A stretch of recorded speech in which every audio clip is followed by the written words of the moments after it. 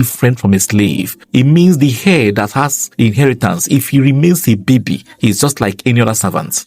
But when he grows into maturity, he takes over inheritance.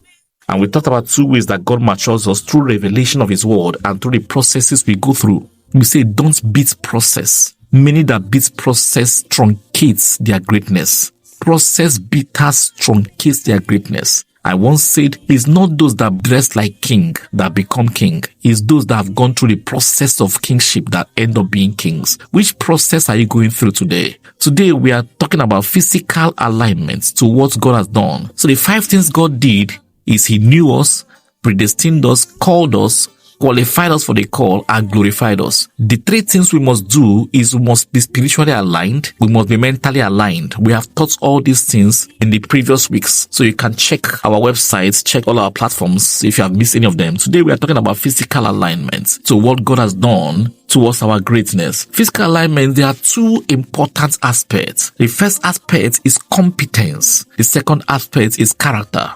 Competence is important. People will not come to you because you are born again. They will come to you because you are good in your work. People will not come to you because you are from their tribe. They will come to you because you are good in what you do. I tell people what crumbles ethnic, racial, gender barrier is excellence. The world is looking for the excellence. When you are excellent, your gender becomes secondary. When you are excellent, your tribe becomes secondary. When you are excellent, your nationality becomes secondary. Just like the crisis we are having in third world country, professionals going to developed countries, they are not considering their color or nationality. They want their skill. Competence is important. When God gives you a call, don't just sit down celebrating the call. Prepare for the call. I once wrote a book and I was telling a man, this book took me 17 years to write. And he looked at me. 17 years. Your vision, your life. 17-year process. My generation hates process. They want the throne.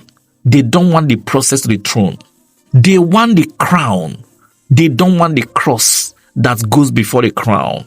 We cannot change God, and God will not change his system for us. That's why you see people that talk great, but when you come close, you don't see greatness. Competence will take you very far. But guess what? Where competence takes you, character will keep you there. Many have developed competence, but they despise character. Today, I'm going to focus on competence. How do I develop competence in what God has asked me to do? Number 1 is treasure. The 3 T's for developing competence. I'll quickly mention them and explain briefly before our time winds up today. The 4 T's are treasure, talent, time, treasure, talent, time, and training. So the first thing is, must identify your talent. What is that thing that God has given you? I've always said, look inward. The solution to your problem is in you. There is something in you the world is looking for. The Bible says we have this treasure in earthen vessels.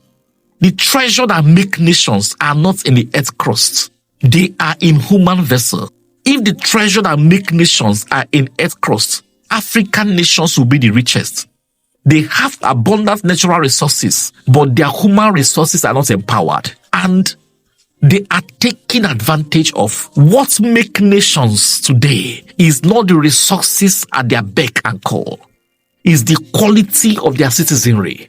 The greatest asset you have is not outside you. It's inside you. Stop looking outside. Look inside. If you can look inside and believe God, it's a matter of time before people begin to look for you. The Bible said they looked to him and alighted, and their faces were not ashamed. If you can trust God, look unto God and believe what he has put in you, you will make something out of your life. But when I talk to many young people today, they have one person or the other to blame. It's my uncle. It's my mother. It's the lecturer. When will you stop blame game and look inside? I've looked at it. There is nobody in this world who didn't have any excuse to fail. But in spite of their excuses, they succeeded. When will it be your time to say, in spite spite of deformity, I will succeed. In spite of nationality, I will succeed. In spite of gender, I will succeed. In spite of tribe, I will succeed. The Bible says the same God is rich to all that call unto his name, whether they be Greeks or Jew. God shows no partiality. When Peter came to the house of Cornelius in Acts 10:34, he said, I perceive that God does not show partiality, but in every nation him that feareth him and walketh righteousness is accepted of him. There is something in you. Look within. Don't despise what God has put inside you. Look within. The second T is treasure. Value what you have found inside of you. Value what's on your inside. If you don't value what is in you, you can't refine it. If you don't value what's in you, you can't exploit it. If you don't value what's in you, you can't trade it. Don't follow people that make you think he has nothing in you, you have nothing to offer. The Bible said concerning Elizabeth, the mother of John the Baptist, that when Mary greeted her, the baby in her womb leaped for joy. Go to people that when they speak to you, the vision in you will come alive.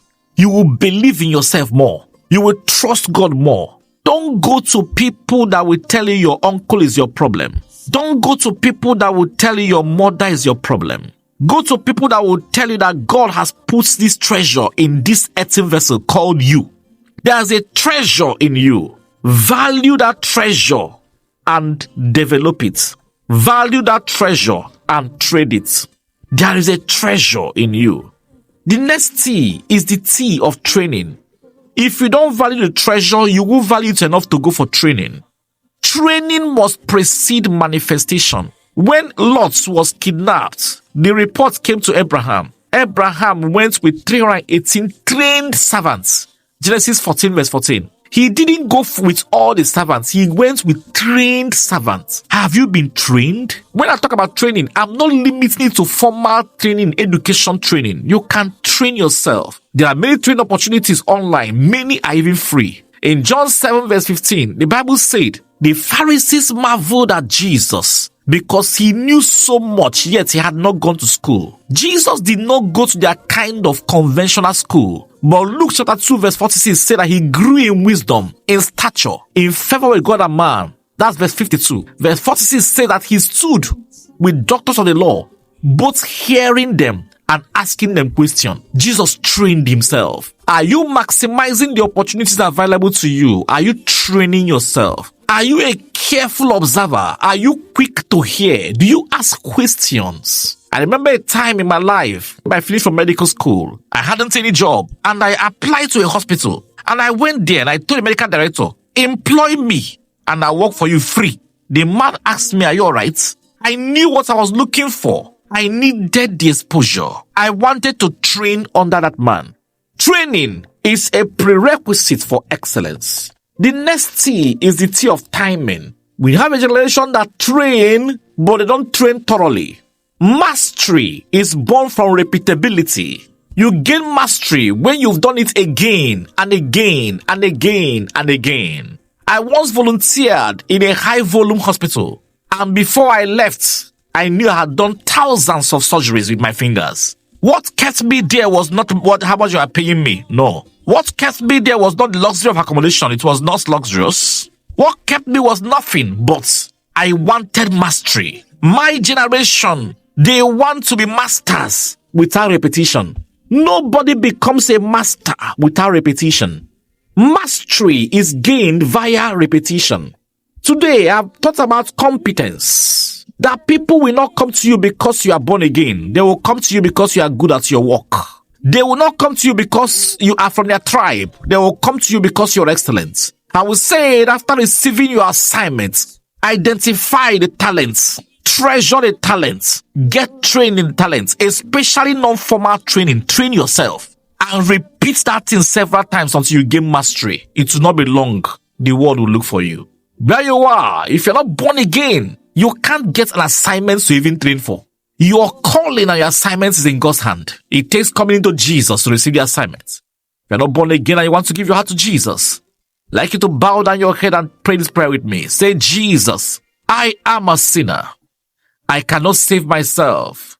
I believe you died for my sins and rose for my justification. I confess you this day as my Lord and my personal Savior.